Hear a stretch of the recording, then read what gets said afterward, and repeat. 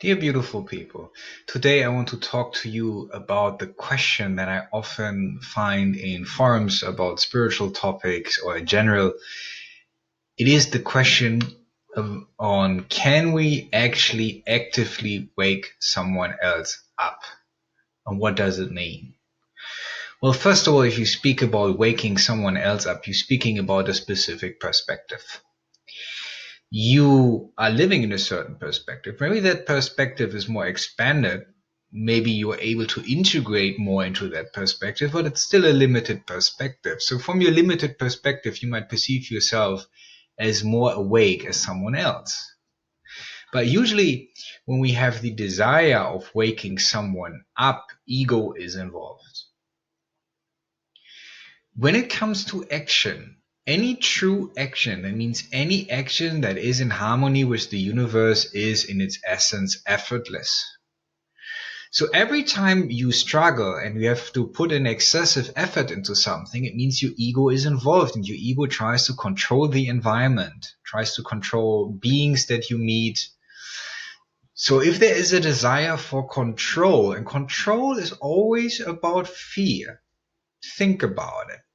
If you're in the wilderness and you scan your environment for potential threats, you want to analyze, you want to discriminate, you want to know where the tiger is, right? And if you see a movement in the bushes, if there's a 5% chance that there is a tiger, you get out of there. So you're operating from a discriminatory mind.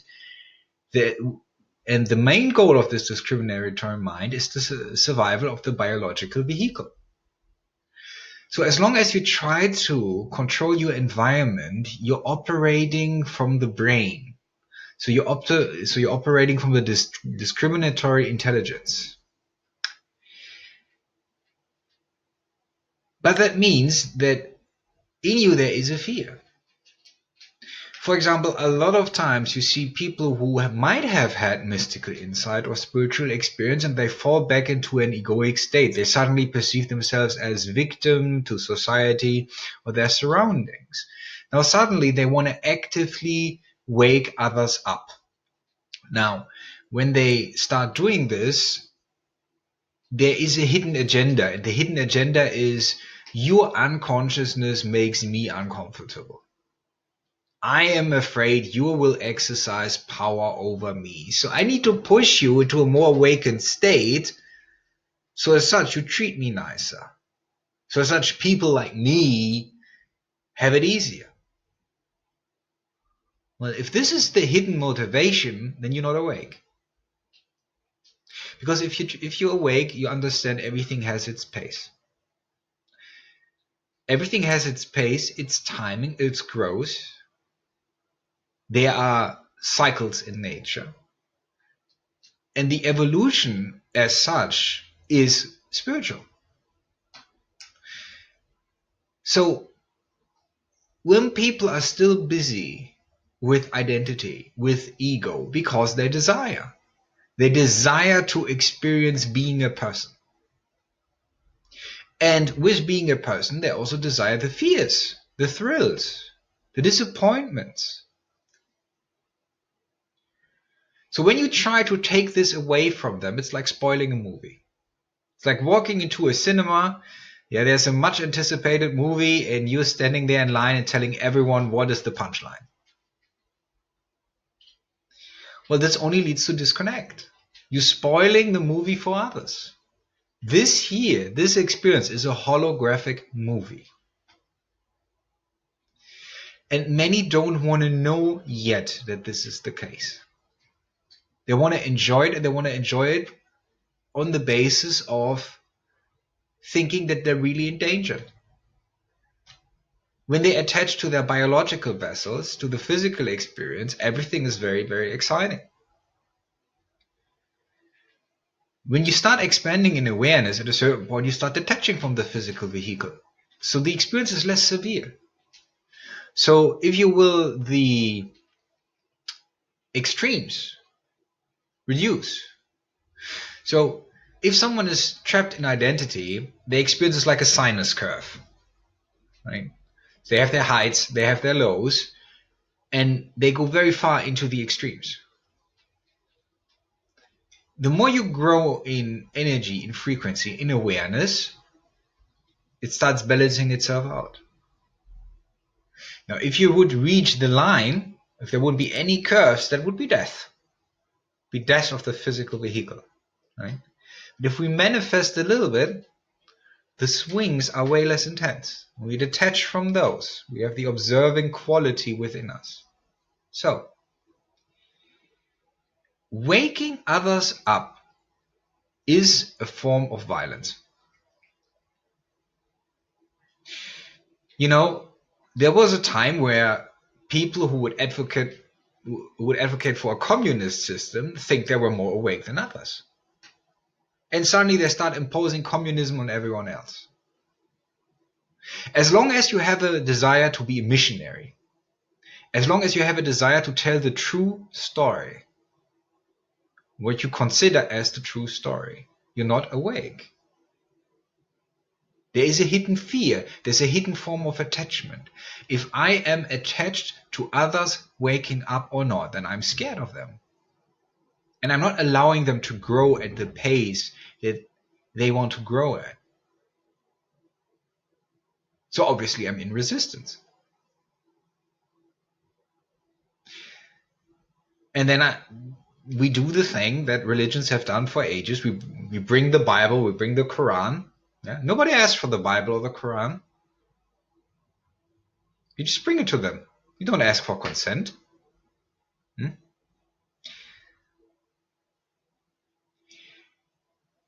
Awakening happens in conversation when there is so little ego present in you that you become the perfect mirror, that you allow everything.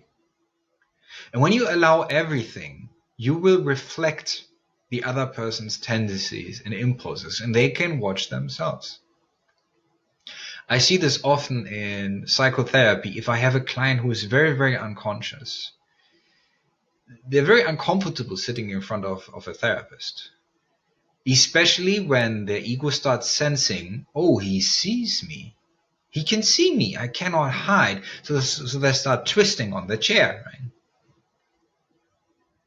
And then compassion is required.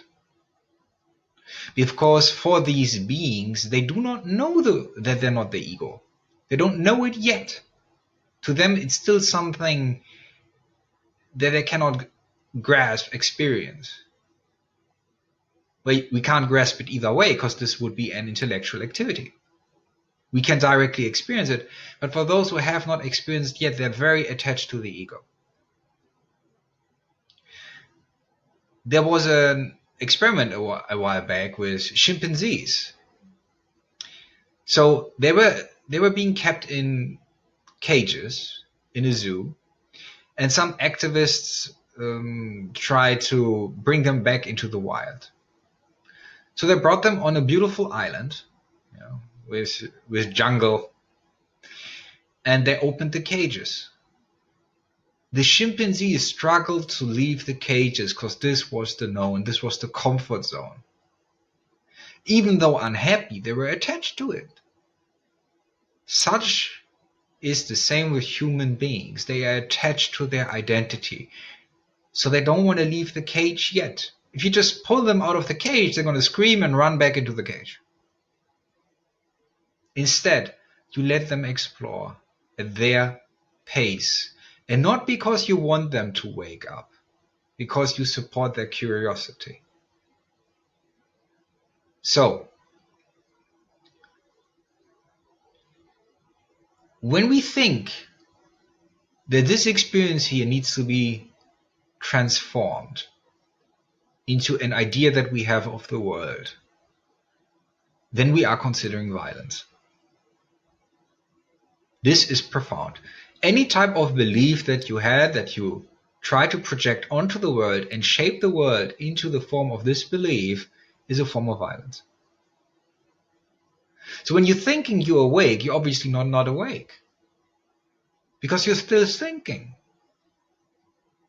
You haven't reached the no mind space.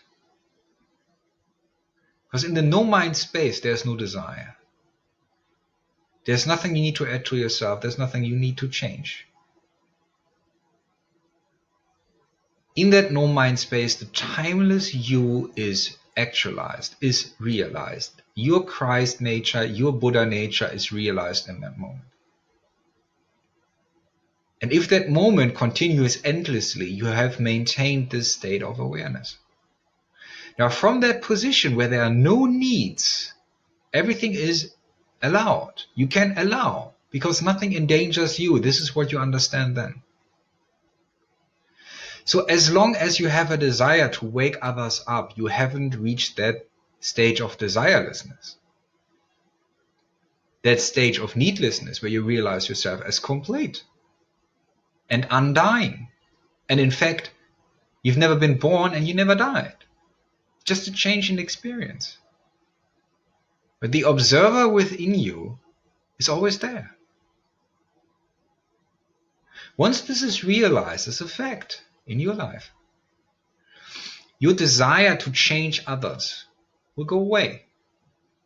Instead, there will emerge something that comes from a level of compassion. Because when you see the confusion that those who are still attached to the cage, that are still attached to the ego, are into, right? This confusion creates fear. And you feel for them because they are afraid. Now, in moments of crisis, there is a chance for transformation. So instead of being a missionary, if in a moment of crisis, for example, when the ego illusion is breaking away for someone, this is usually a loss of identity. And the loss of identity can be seen in the loss of a relationship, the loss of a certain job, someone dies in the family.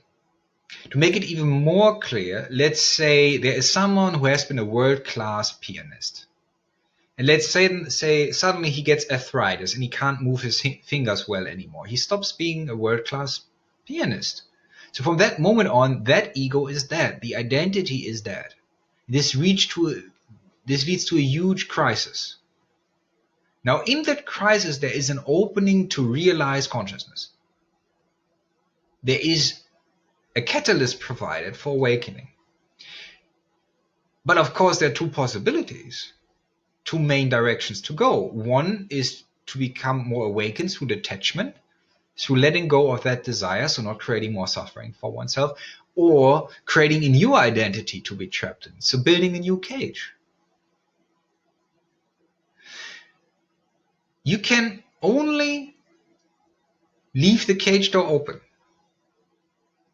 and be present with a being who is in such a crisis and offer the service of a catalyst. But this offering can be refused. Everyone has the right to their ignorance for as long as it entertains them. And to pull them out of their ignorance is non-consensual. This is what the world is for. The world is an experience to push us into awakening. So people who are not consciously on the way of diving within themselves to find the source of consciousness, they will be reflected through the external experiences. So the crises will keep coming in. They will attract those because deep down they actually desire the crisis, but they're unaware of it. They need the crisis as a catalyst in order to awaken, to let go of that detachment.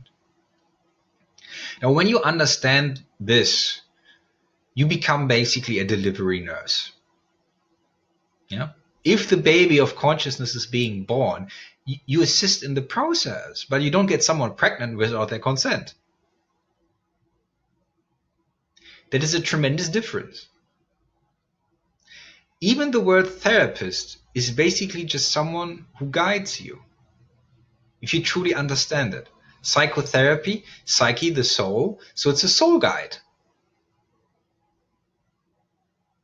But the guide doesn't push you down a certain path.